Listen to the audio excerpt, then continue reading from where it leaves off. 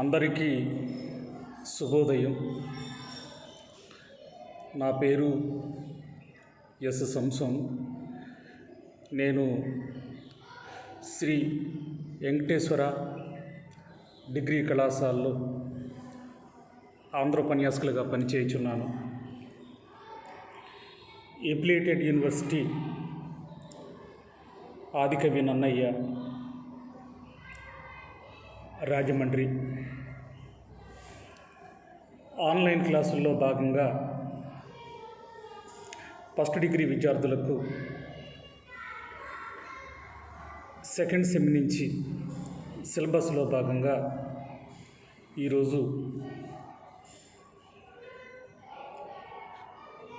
అనిశెట్టి సుబ్బారావు గారి గురించి మాట్లాడతాను. ఈ క్రింది వానలో 5ంటికి సంక్షిప్త ప్రశ్నలు రాయండి అన్నప్పుడు 8 ఇస్తున్నాడు, 5 రాయాలి, 5 5 25. అలాగే అనిశెట్టి సుబ్బారావుని షార్ట్ క్వశ్చన్ అడగవచ్చు. అలాగే ఎస్ఐ క్వశ్చన్ అనిశెట్టి సుబ్బారావు గారు కావ్యాలని వర్ణించండి అనే దాని మీద అడగవచ్చు. ఏదేమైనా ఈరోజు నేను అనిశెట్టి సుబ్బారావు గారి యొక్క సాహిత్య జీవితాన్ని, ఆయన సాహిత్యాన్ని విద్యార్థులకు పరిచయం చేసే ప్రయత్నం చేస్తాను. మనకి ఆధునిక కవిత్వంలో భాగంగా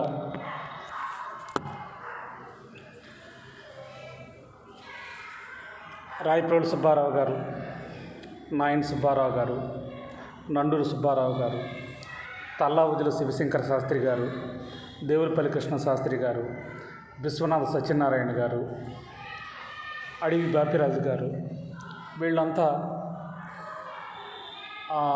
ఆర్ద్రతతో ఒక తరాన్ని బుర్రుతొలగించి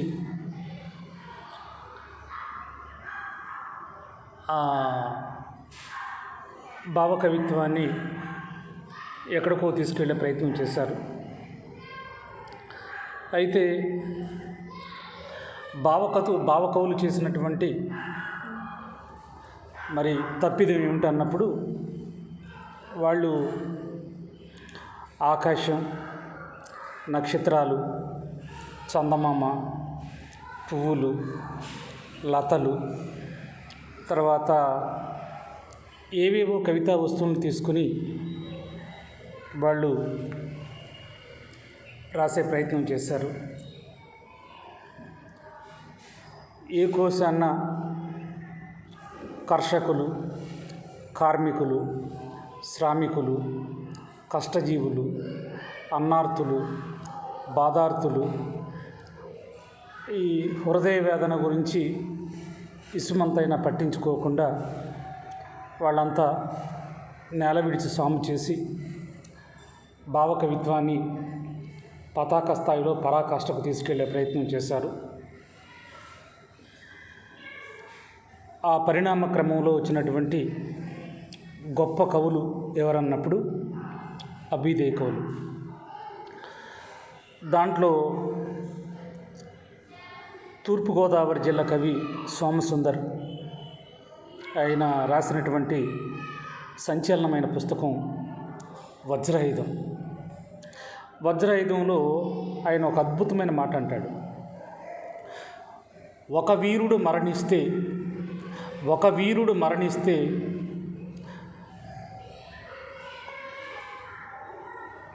వందల కొలది వీరులు పుడతారు అనే ఒక అద్భుతమైనటువంటి స్లోగన్.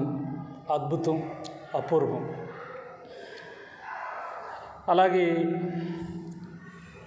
ఈ సోమసుందర్ గారి తర్వాత మనకి ఇంకెవరు అన్నప్పుడు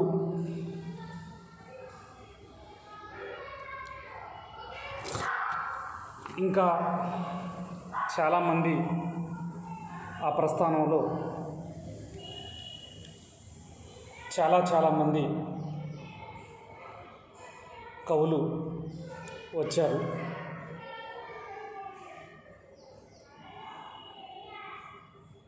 వాళ్ళు ఇంకెవరన్నప్పుడు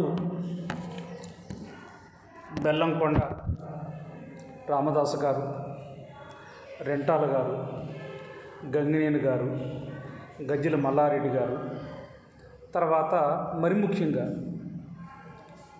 ఇవాళ మనకి ఎగ్జామినేషన్ పాయింట్ ఆఫ్ వ్యూలో అడుగుతున్నటువంటి క్వశ్చన్ అనిశెట్టి సుబ్బారావు గారు. ఈ పరిణామ క్రమంలో మనకి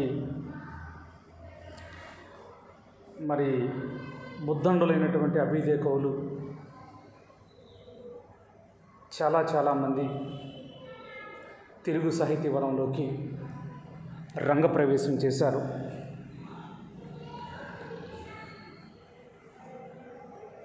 తర్వాత సోమసుందర గారి యొక్క ప్రసిద్ధమైనటువంటి వాక్యం, ఒక వీరుడు మరణిస్తే వేల కొలది ప్రభవింతుడు, ఒక నిత్తుటి బొట్టులోనే ప్రళయాగ్నులు ప్రజ్వరిల్లు అని ఒక అద్భుతమైనటువంటి మాట, స్లోగన్. AK-47 రైఫిల్ నుంచి వచ్చి బుల్లెట్ వచ్చినట్టుగా. ఎందుకంటే ఒక విధంగా చెప్పాలంటే అది చాలా స్ఫూర్తిమంతమైనటువంటి వాక్యంగా చెప్పచ్చు. అలాగే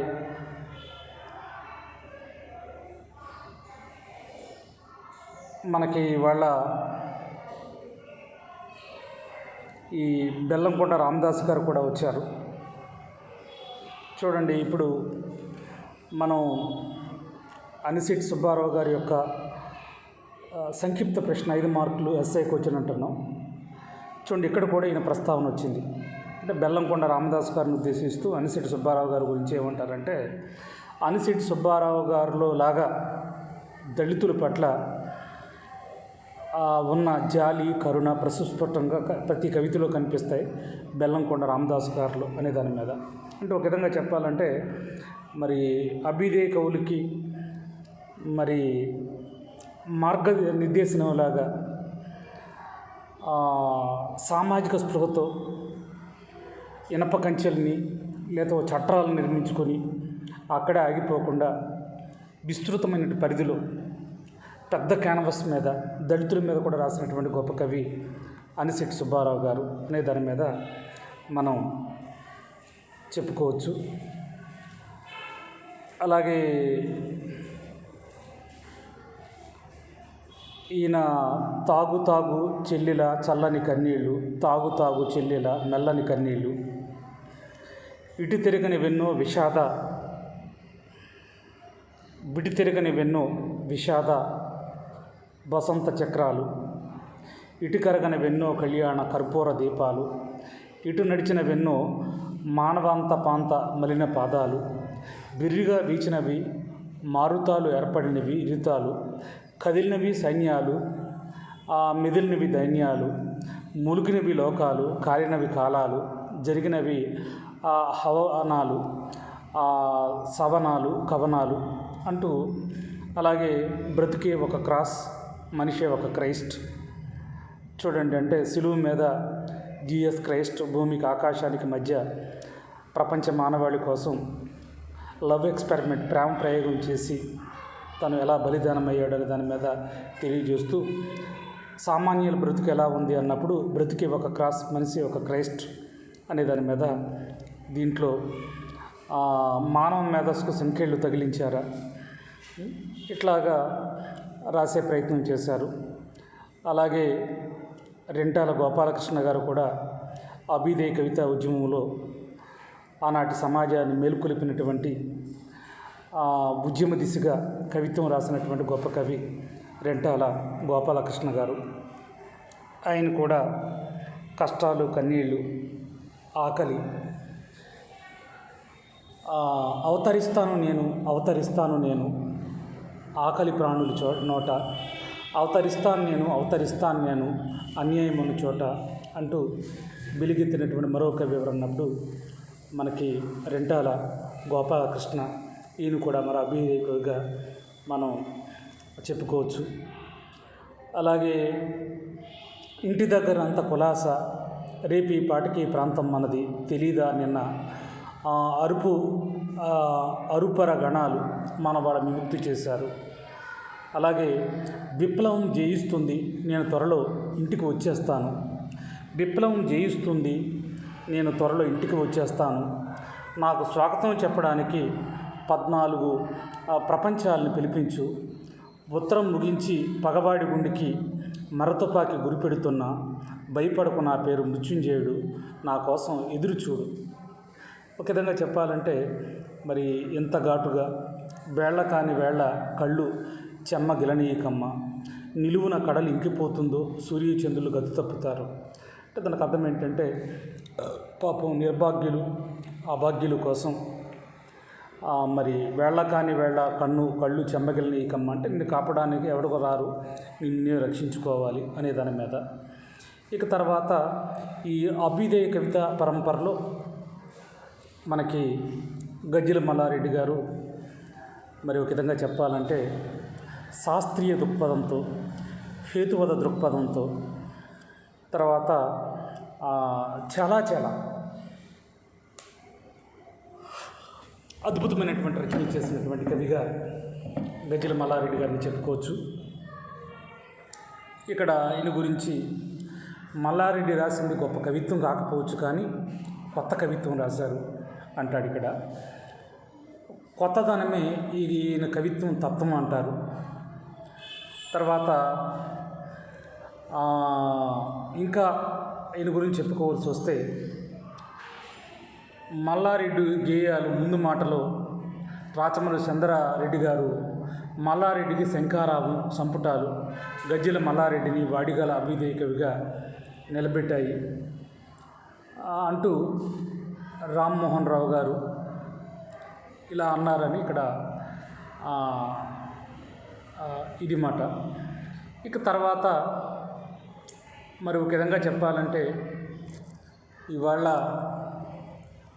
మరి భారతదేశానికి స్వరాజ్యం వచ్చి స్వాతంత్ర్యం వచ్చి మరి ఒక 75 సంవత్సరాలు కావస్తున్నా మరి నేటికి మూఢభక్తి, అంధభక్తి, అంధవిశ్వాసాలు, తర్వాత అజ్ఞానం, దోపిడీ, తర్వాత ఇవాళ ఏ స్థాయిలో ఉంది, ఎలా ఉంది, మనకన్నా వెనకాల వచ్చినటువంటి చాలా దేశాలు, మనకన్నా వెనకాల వచ్చినటువంటి స్వాతంత్ర్యం చాలా ముందంజలో ఉంటే, అగ్రస్థానంలో ఉంటే మరి వాళ్ళ ఇంకా మనం వెనకబడే ఉన్నాం. కారణం ఏంటంటే అంధవిశ్వాసాలు, మూఢనమ్మకాలు. అందుకని గజ్జెల మల్లారెడ్డి గారి యొక్క ఒక ఫేమస్ కొటేషన్స్, తెలుగు నాట భక్తి రసం తెప్పలుగా పారుతుంది, తెలుగు నాట భక్తి రసం తెప్పలుగా పారుతుంది, డ్రైనేజు స్కీము లేక డేంజర్గా మారుతుంది, డ్రైనేజు స్కీము లేక డేంజర్గా మారుతుంది. అంటే ఒక విధంగా చెప్పాలంటే మరి ఇంట్లో 10 మంది ఉంటే ఒకరు లేక ఇద్దరు కష్టపడతారు, కనమవాళ్ళందరూ కూర్చుని తింటారు, గుడులు గోపురాల చుట్టూ తిరుగుతూ ఉంటారు, కష్టపడడానికి ఒప్పుకోరు. ఒక విధంగా చెప్పాలంటే మరి ఇవాళ ఏమీ చేయకుండా అంటే ఊరుగాల్లో దీపం పెట్టి దేవుడాని దిక్కు అని చాలామంది మరి గుడులు గోపురాల చుట్టూ దేవుళ్ళ చుట్టూ తిరుగుతారు. అందుకని ఇక్కడ ఆయన చొరక వేస్తూ కొరడా జులిపిస్తూ తెలుగు నాట లేదా ఆంధ్ర నాట భక్తి రసం తెప్పలుగా పారుతుంది, డ్రైనేజ్ స్కీమ్ లేక డేంజర్గా మారుతుంది అంటూ విగ్రహారాధనని, మూఢభక్తిని, అంధవిశ్వాసాలని ఖండించాడన్నమాట. ఎందుకంటే మనుషులు వాస్తవంలో బతకండి. తర్వాత మనిషి భూమి మీదకి 1000 సంవత్సరాలు బతకడానికి రాలేదు. ఉన్నన్ని రోజులు మనం కష్టపడాలి, మన కోసం, మన దేశం కోసం శ్రమించాలి, మన దేశాన్ని అగ్రపథంలో తీసుకువెళ్ళాలి, అందరూ సంతోషంగా ఆనందంగా ఉండాలి, చిరునవ్వులు చిందించే సమాజాన్ని మనం చూడాలి అది ఏ ఒక్కరి వల్ల కాదు, అందరి వల్ల సాధ్యమవుతుంది అనే దాని మీద ఇలా చెప్పుకుంటూ పోతే మనకి చాలామంది కవులు చక్కగా మరి చక్కగా హృదయాన్ని తాకేలాగా రుచిగా రాశారు.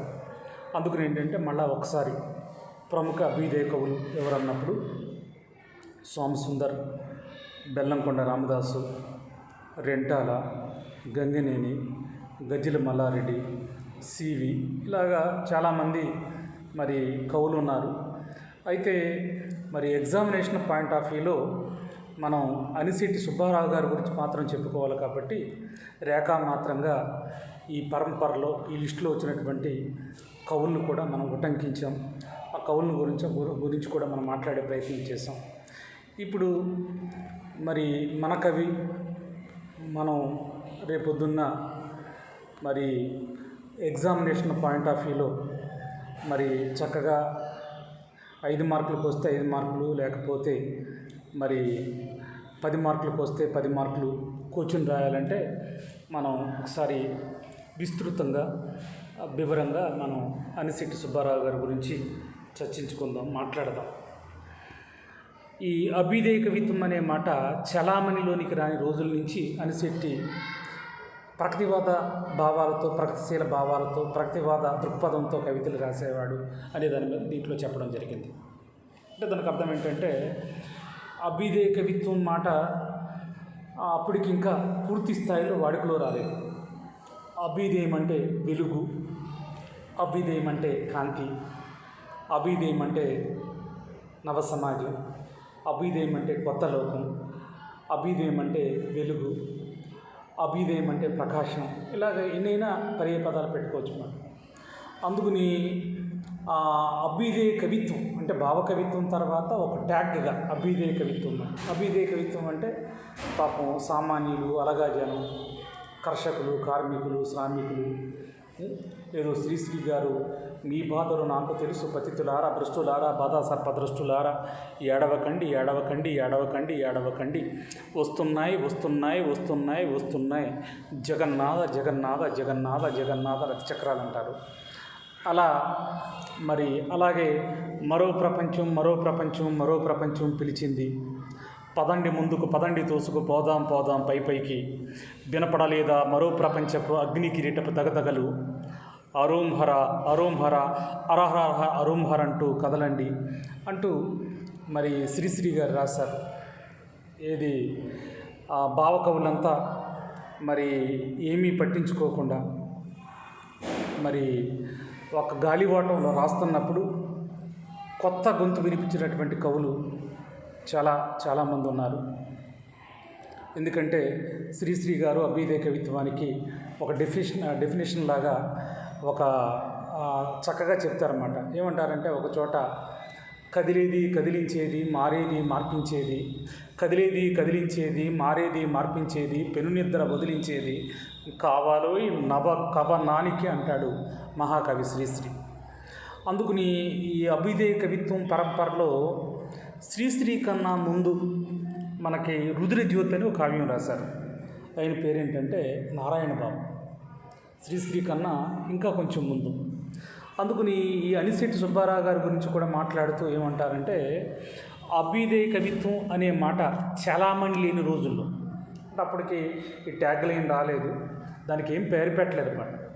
అయితే ప్రగతిశీల భావాలతో, ప్రగతివాద దృక్పథంతో అప్పటికి అడ్వాన్స్డ్గా అనిశెట్టి సుబ్బారావు గారు ఎన్నో కవితలు రాసే ప్రయత్నం చేశారు అనే దాని మీద దీంట్లో చెప్పే ప్రయత్నం చేస్తారు. తెలంగాణలో నా గొడవ అంటూ ఒక అద్భుతమైనటువంటి కావ్యం రాశారు కాళోజీ నారాయణరావు గారు. చాలా ధిక్కార స్వరంతో ఆయన అంటాడు, తెల్లవాడు తప్పు చేస్తే బార్డర్ దాకా తన్ను తరుముతాం, నల్లవాడే తప్పు చేస్తే కాళ్ళ కిందరే పాతరేస్తాం. ఇది సామాన్యులు గొడవ, అభాగ్యులు గొడవ, బడుగు ప్రజల గొడవ అంటే అది నా గొడవే అని ఆ రొమ్ము విరుచుకుని ముందుకు వచ్చినటువంటి కవి ఎవరంటే ఆయన అలాగే మనకి అభ్యుదయ కవుల్లో అంటే అభ్యుదయ కవిత్వం ఇంకా దానికి ఆకృతులు రాకముందే, దానికి రంగులు కలర్స్ అద్దకముందే ఈ ప్రగతిశీల భావాలతో రాసినటువంటి కవి ఎవరు అన్నప్పుడు అనిశెట్టి సుబ్బారావు గారు. ఆగర్భ శ్రీమంతుడు ఇంట్లోనేగా, అతడు తన చుట్టూ ఉన్న ఆగర్భ దరిద్రుల ఆర్తనాదాలే విన్నాడు, బిచ్చగాళ్ళ దీనాలపాలన ఆలకించాడు. అంటే దానికి అర్థం ఏంటంటే చూడండి, మనకి ఎవరు కాళోజీ గారు ఒక చోట అంటారు, నా కవితా లక్ష్యం చీకట్లో ఉన్న వాళ్ళని మెప్పించడం కాదు, నా కవితా లక్ష్యం చీకట్లో ఉన్న వాళ్ళని మెప్పించడం కాదు, వాళ్ళని కొట్టైనా సరే తిట్టైనా సరే అక్కడి నుంచి లేపడం, అరుణోదయానికి తరమడం అంటాడు. అందుకని ఏంటంటే ఇక్కడ మనకు ప్రత్యేకించి ఆయన మరి అన్నప్రాసులు ఒక చోట, ఆకలి మంటలు ఒక చోట, అనాథులు ఒక చోట, ఆగర్భ శ్రీమంతులు ఒక చోట అంటారు కాళోజీ గారు. అలాగే మరి అనిశెట్టి సుబ్బారావు గారు కూడా మరి ఈయన అంటాడు, ఆగర్భ శ్రీమంతులు ఇంట్లోనే కానీ అతడు తన చుట్టూ ఉన్న ఆగర్భ దరిద్రుల ఆర్తనాదాలని విన్నాడు, బిచ్చగాళ్ళ దీనాపన ఆలకించాడు. దానికి అర్థం ఏంటంటే మనకి చుట్టూ దారిద్ర్యం అన్నమాట. చూడండి, మనకి శ్రీశ్రీ గారు దారి పక్క చెట్టు కింద ఆరిన కుంపటి విధానాన్న, దారి పక్క చెట్టు కింద ఆరిన కుంపటి విధానాన్న, మూలుగుతూ ముసురుతూ ఈగలతో ఏగలేక అవే మరణిస్తే ఆ పాపం ఎవరిదని ఎరిగారి ప్రశ్నిస్తూ వెళ్ళిపోయిందని మనకి శ్రీశ్రీ గారు అంటారన్నమాట. అందుకని ఏంటంటే ఇక్కడ మనకు ప్రత్యేకించి ఏంటంటే మరి మన మన అనిశెట్టి సుబ్బారావు గారు మరి చక్కగా ఆ కోవకు చెందినటువంటి కవిగా, పాపం అన్నార్తులు, బాధార్తులు, దరిద్రులు వీళ్ళ కోసమే, అలాగే బిచ్చగాళ్ళు వాళ్ళ దీనాలాపన, వాళ్ళ కన్నీరు కడగళ్ళు. అందుకును ఇక్కడ మనం ఒకసారి ఆలోచిస్తే 1942 ప్రాంతాల్లో అతి నవీ కవిత్వం ప్రారంభించి అన్ని మజిలీలను పయనించి మార్క్సిజాన్ని చేరుకున్న మరొక అభ్యుదయ కవి అనిశెట్టి సుబ్బారావు గారు. చూడండి, ఒక విధంగా చెప్పాలంటే మరి భారతదేశానికి స్వాతంత్ర్యం స్వరాజ్యం ఎప్పుడు వచ్చిందన్నప్పుడు 1947 అంటే 1947 ఆగస్టు 15వ తారీఖు అంటాం. అయితే ఇక్కడ 47కు ముందే 42 నుంచి ఆయన ప్రస్థానం అన్నమాట. బావుట అంటే అభ్యుదయ బావుట ఎగరేసినటువంటి కవిగా, తర్వాత నవీ కవిత్వానికి శ్రీకారం చుట్టిన కవిగా, తర్వాత మార్క్సిజం అంటే మీకు అందరికీ తెలిసింది. ఒక విధంగా చెప్పాలంటే మరి కార్ల్ మార్క్స్ అనే ఒక మరి వ్యక్తి మరి ఉన్నవాళ్ళు లేనివాళ్ళు అనే ఒక గీతని గీస్తూ ఆయన దాస్ క్యాపిటల్ అనే పుస్తకం రాశాడు. అది బహుశా తెలుగులో మరి ముప్పాడ రంగనాయకమ్మ గారు అనువాదం చేసే ప్రయత్నం చేశారు. అందుకని ఏంటంటే ఈ మార్క్సిజం అంటే ఏంటంటే సమసమాజం, మార్క్సిజం అంటే ఏంటంటే నవసమాజం, మార్క్సిజం అంటే ఏంటంటే చిరునవ్వులు చిందే సమాజం, మార్క్సిజం అంటే దోపిడి లేని సమాజం, మార్క్సిజం అంటే ఈ పెట్టుబడిదారులు ఎలాగే దేశ సంపదను కొల్లగొడుతున్నారని ధిక్కరించే కవిత్వం. ఇలా మనం ఎన్నైనా చెప్పుకోవచ్చు అన్నమాట. అందుకని 1942 ప్రాంతాల్లో నవి కవిత్వాన్ని ప్రారంభించాడు ఒక కొత్త మజిలీలాగా అనిశెట్టి సుబ్బారావు గారు. తర్వాత ఇక్కడ ఈ సందర్భంలో ఇంకా మనం బాగా గమనించవలసిన విషయం ఏంటంటే చేకూరు రామారావు గారని మనకి తెలుగు సాహిత్యంలో మంచి క్రిటిక్ ఉన్నారు, చాలా గొప్ప క్రిటిక్. అయితే ఆయన చేకూరు రామారావు గారు ఒక విధంగా చెప్పాలంటే కవిత్వం రాసేవాళ్ళు 100లో ఉంటే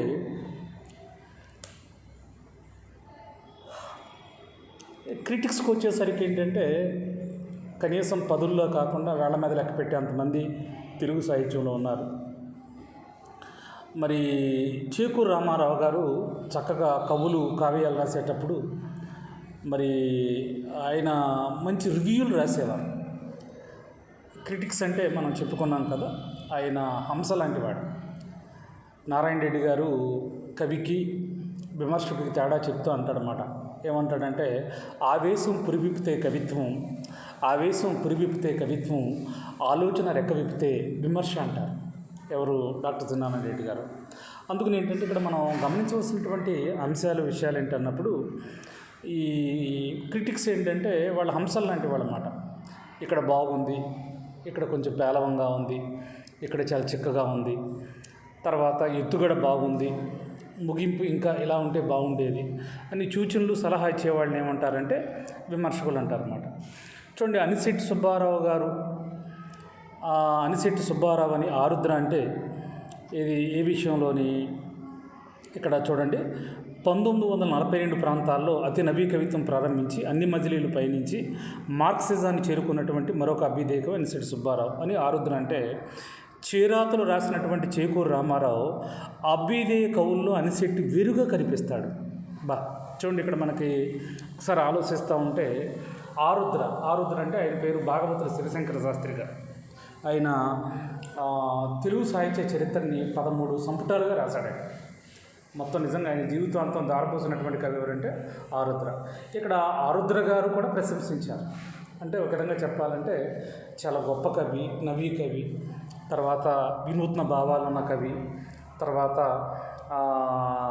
ఒక విధంగా చెప్పాలంటే అభ్యుదయ కవుల్లో ఒక తరం మరి దూసుకొస్తున్నప్పుడు ఒక కొత్త ట్రెండ్ క్రియేట్ చేసినటువంటి కవిగా అనిశెట్టి సుబ్బారావు గారిని చెప్పుకోవచ్చు. అంటే ఆరుద్ర గారే కాకుండా మన అనిశెట్టి సుబ్బారావు గారిని చేరాతలు అని చేకూరు రామారావు గారు చేరాతలు అనే పేరుతో ఆంధ్రదేశంలో ఉన్నటువంటి కవులు అందరి కవిత్వాన్ని ఎనాలిసిస్ చేశాడనమాట ఆయన క్రిటిసిజంలో. చూడండి, ఇక్కడ చేకూరు రామారావు గారి యొక్క పుస్తకం పేరు ఏంటంటే చేరాతలు. చూడండి, ఆయన చేకూరు రామారావు, ఆయన ఇది మనకి ప్రాసలా కూడా చేరాతలు అనే టైటిల్ పెట్టి చక్కగా ఆనాటి అభ్యుదయ కవులందరినీ రివ్యూలు రాశారు. రాస్తున్నటువంటి పరంపరలో అభ్యుదయ కవుల్లో అనిశెట్టి వేరుగా కనిపిస్తాడు. చూడండి, అది ప్రత్యేకత. అంటే ఒక న్యూ థాట్, కొత్త దృక్పథం, కొత్త ఎక్స్ప్రెషన్, కొత్త భావం, తర్వాత కొత్త అనుభూతి. ఒక విధంగా చెప్పాలంటే ఆయన కూర్పు చాలా ఘాటుగా, హాటుగా, వేడిగా, తర్వాత కొన్ని చోట్ల సున్నితంగా, భావ సౌకుమార్యంతో అద్భుతంగా కవిత్వం రాయడం మనకి అది ఒక అనిశెట్టి సుబ్బారావు గారికి సాధ్యమైంది అనిపించేలాగా, మరి నభూతో నభవిష్యత్ అన్నట్టుగా తెలుగు సాహితీ లోకంలో మరి అత్యద్భుతమైనటువంటి కవిత్వాన్ని పండించిన వ్యక్తి ఎవరన్నట్టే అంటే అనిశెట్టి సుబ్బారావు గారు. అందుకని ఆరుద్ర గారే కాకుండా చీరాతలు రాసినటువంటి రామారావు గారు కూడా చాలా చాలా ప్రత్యేకంగా ఆయన కవిత్వాన్ని గురించి చక్కగా వాళ్ళు రివ్యూ చేసే ప్రయత్నం చేశారన్నమాట. తర్వాత మరి అనిశెట్టి సుబ్బారావు గారి యొక్క మరి అత్యద్భుతమైనటువంటి పొయిటరీ నుంచి మరి ఏమన్నా కొన్ని ఖండికలు తీసుకోవాల్సి వస్తే, మరి అగ్నివీణ అనే కావ్యంలో ఒక ఖండిక అంటే ఒక విధంగా చెప్పాలంటే ఎంత హార్స్గా, ఫోర్స్గా ఉందో ఒకసారి చూడొచ్చు. గుండెకు చిచ్చు మండించి లేవండి, గుండెకు చిచ్చు మండించి లేవండి, గుడిసెకు కోట నిర్మించి లేవండి. చూడండి, ఒక విధంగా చెప్పాలంటే ఇక్కడ ఒక విధంగా చెప్పాలంటే ఎంత వాడివేడిగా ఈ పంక్తులు ఉన్నాయో, తర్వాత ఒక విధంగా చెప్పాలంటే మరి చాలా ఎంత విప్లవాత్మకంగా, ఎంత అభ్యుదయ దృక్పథంతో రాశారో మనం చూడొచ్చు. మళ్ళీ చూడండి, ఇక్కడ ఏమంటారంటే గుండెకు చిచ్చు మండించి లేవండి. దానికి అర్థం ఏంటంటే మరి నిద్రాణమైనటువంటి ప్రజల్ని మేలుకొల్పండి. పాపం ఎంతకాలం ఆ చీకట్లోని, ఎంతకాలం ఆ గాఢాంధకారంలోని, ఎంతకాలం ఆ దారిద్ర్యంలోని, ఎంతకాలం ఆ కూలిపోయిన బతుకుతారు, ఎంతకాలం కూటికి గుడ్డకి తర్వాత మరి పాపం వాళ్ళు కలత చెందుతారు, ఎంతకాలం వాళ్ళ జీవితాలు కన్నీటిమయమవుతాయి. అందుకని ఏంటంటే ప్రజల్లో చక్కగా అభ్యుదయ దృక్పథాలని, ప్రగతిశీల భావాల్ని, తర్వాత ఒక నవ చైతన్యాన్ని తీసుకొచ్చి ఈ సమాజాన్ని మార్చే ప్రయత్నం చేద్దాం అన్నటువంటి గొప్ప కవి ఎవరు అన్నప్పుడు అనిశెట్టి సుబ్బారావు గారు. చూడండి, ఒక విధంగా చెప్పాలంటే ఆ వాక్యాలు మరి ఎంత లయాత్మకంగా, ఎంత హృద్యంగా, తర్వాత ఎంత హార్స్గా, ఎంత విప్లవాత్మకంగా ఉన్నాయన్నప్పుడు గుండెకు చిచ్చు మండించి లేవండి. అంటే దానికి అర్థం ఏంటంటే మరి గుండెకు చిచ్చు మండించి లేవండి, అలాగే గుడిసెకు కోట నిర్మించి లేవండి. అంటే ఒక విధంగా చెప్పాలంటే మరి పాపం మరి చూడండి, విప్లవ కవులు అంటారు భారతదేశానికి అర్ధరాత్రి స్వాతంత్ర్యం వచ్చింది, ఇంకా తెల్లవారలేదు అంటారన్నమాట. అంటే ఉన్నవాడికే వచ్చింది, అంటే ఉన్నవాడు మరి ఉన్నవాడయ్యాడు, ధనవంతుడు ఇంకా ధనవంతుడయ్యాడు, వాడు భవంతులు ఇంకా ఆకాశాన్ని అంటేలా నిర్మించుకున్నాడు, కానీ పేదవాడు మరీ నిరుపేదవాడయ్యాడు. వాళ్ళ గుడిసెలు రోజు రోజుకి ఇంకా చిన్న గుడిసెలు అవుతున్నాయి. ఎందుకంటే పాపం వాడి జీవితాంతం ఒక కర్షకుడు గాను, శ్రామికుడు గాను, తర్వాత అలాగే ఒక కార్మికుడు గాను, లేకపోతే మూటలు మోసే హమాలీ గాను, లేకపోతే ఒక రిక్షావాడి గాను తన జీవితాన్ని ప్రారంభించే ప్రయత్నం చేస్తే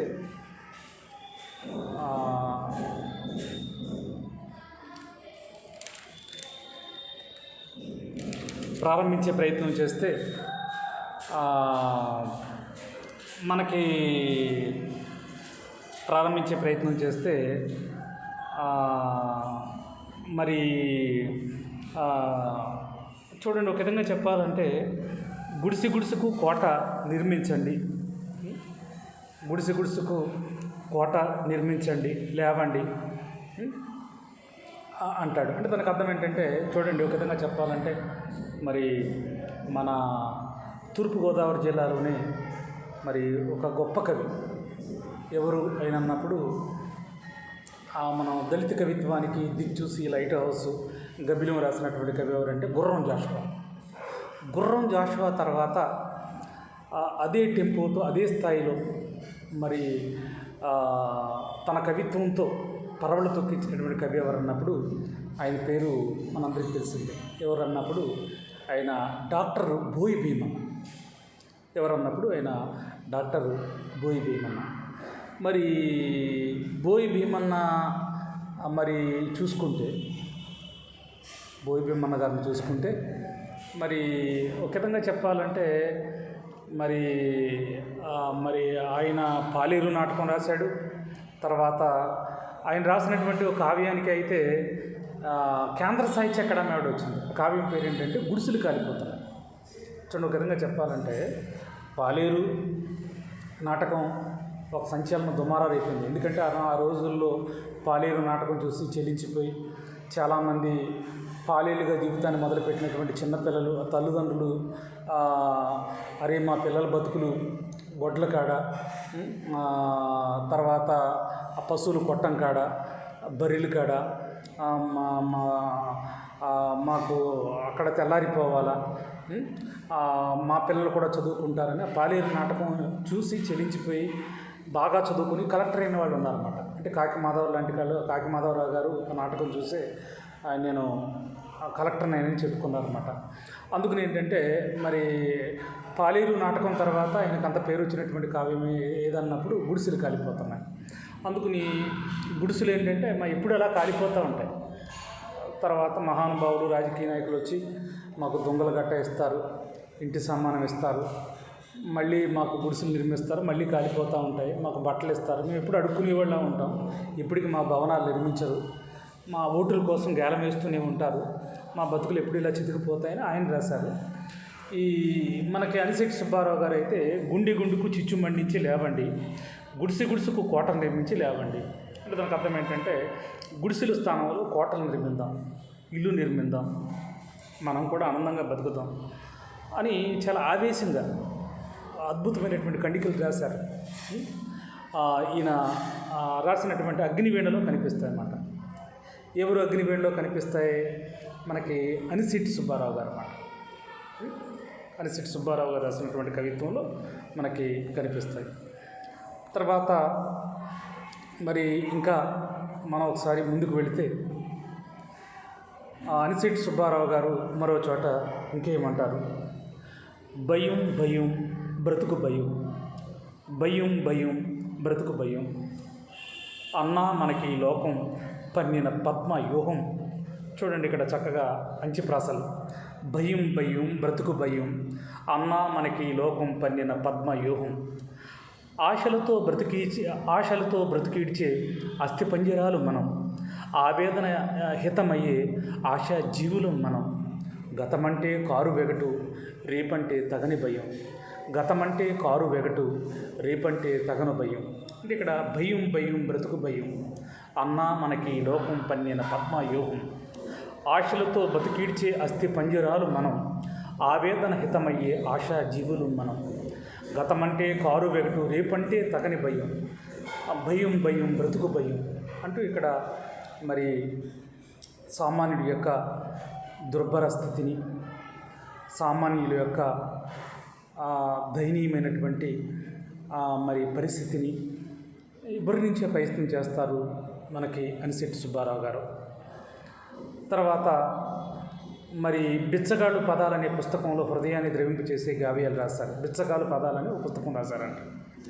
మరి ఈ బిచ్చగాళ్ళు పదాల్లో మరి ఆయన ఇంకేం రాశారు అన్నప్పుడు, బిడ్డకు ఒక పిడికిలి విడువమ్మ తల్లి, నట్టింట దీపమే నిలిపితనమ్మ, పడి నడిచి చచ్చాము ప్రాణి నిలుపుమమ్మ, పడి నడిచి చచ్చాము ప్రాణి నిలుపుమమ్మ, అంగట్లో ప్రాణాలు అణిగిపోతున్నాయి, గుండె తడబడినది గొంతు తడుపమ్మ, మంచు పొగగా చలికి మాడిపోతున్నాము, పనికిరాని ఆ చిరుగు పడవేయి తల్లి. అంటే దానికి అర్థం ఏంటంటే, పాపం మరి అణగారిన ప్రజలు ఎండక ఎండి వానక తడిసి చలికి వణుకుతూ వాళ్ళ బతుకులు పాపం ఎలా ఉంటాయి.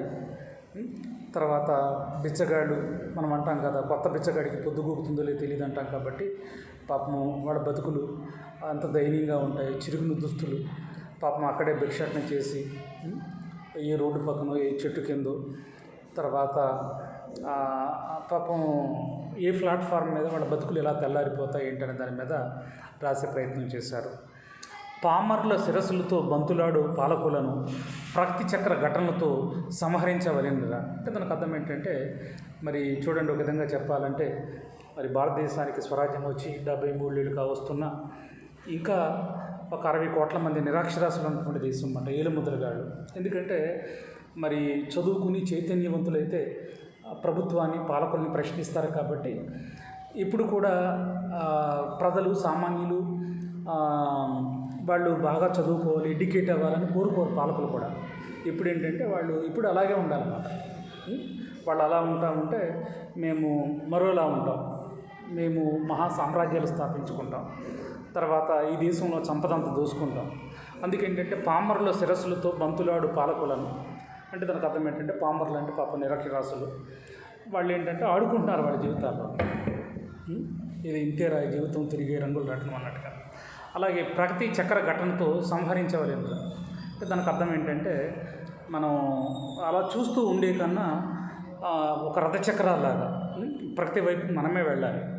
ఒక విధంగా చెప్పాలంటే ఒకచాడు శ్రీశ్రీ గారు అంటారు కదా, ఎవరో వస్తారని ఏదో చేస్తారని ఎదురు చూసి మోసపోకు, నిద్రమరిచి నిద్రపోకు అని ఆయన రాస్తారు కదా. అలాగేంటంటే ప్రగతి చక్ర ఘటనలతో సంహరించవలేదు అంటే మనకు మనమే మాట.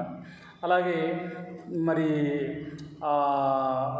అనిశెట్టి సుబ్బారావు గారు ఇంకో చోట మానవత్వ సూత్రాలు మననం చేయడం కంటే మందహాసంలో మంచితనం పంచిపెడితే చాలు, మానవత్వ సూత్రాలు మననం చేయడం కంటే మందహాసంలో మంచితనం పంచిపెడితే చాలు, వీడని కలకాల వేదనకు విశ్వం విడిచే కన్నీటి బొట్టునవుతాను. చూడండి, వీడని కలకాల వేదనకు విశ్వం విడిచే కన్నీటి బొట్టునవుతాను. అంటే ఒక విధంగా చెప్పాలంటే మరి ఈయన ప్రగతిశీల భావాలు ఎంత చక్కగా ఉన్నాయి, ఎంత రుజ్యంగా ఉన్నాయి. తర్వాత అనగాడిన ప్రజల కోసం మరి ఈయన వాడిన పదాలు, పదబంధాలు, కవిత్వం తర్వాత మరి ఎంత హృద్యంగా ఉన్నాయి. తర్వాత హృదయాన్ని చక్కగా మరి చేరువు చేసేలాగా, ఆలోచింపచేసేలాగా, తర్వాత కన్నీళ్లు కార్చేలాగా, తర్వాత మరి పాలకులకి కొరడా జుడిపించేలాగా, తర్వాత పేద ప్రజలను హక్కును చేర్చుకునేలాగా. ఇక్కడ మరి ఒక విధంగా చెప్పాలంటే మరి ఆగర్భ శ్రీమంతుల కోసం కాకుండా అణగారిన ప్రజల కోసం బలమైనటువంటి గొంతును వినిపించినటువంటి ఏకైక కవి అభ్యుదయ కవుల్లో అనిశెట్టి సుబ్బారావు గారు. అందుకని ఏంటంటే చాలా చాలా గొప్ప కవిగా చెప్పుకోవచ్చు. అందుకని మరి ఈ గొప్ప కవిని ఉద్దేశించి ఆరుద్ర గారు ప్రశంసించారు.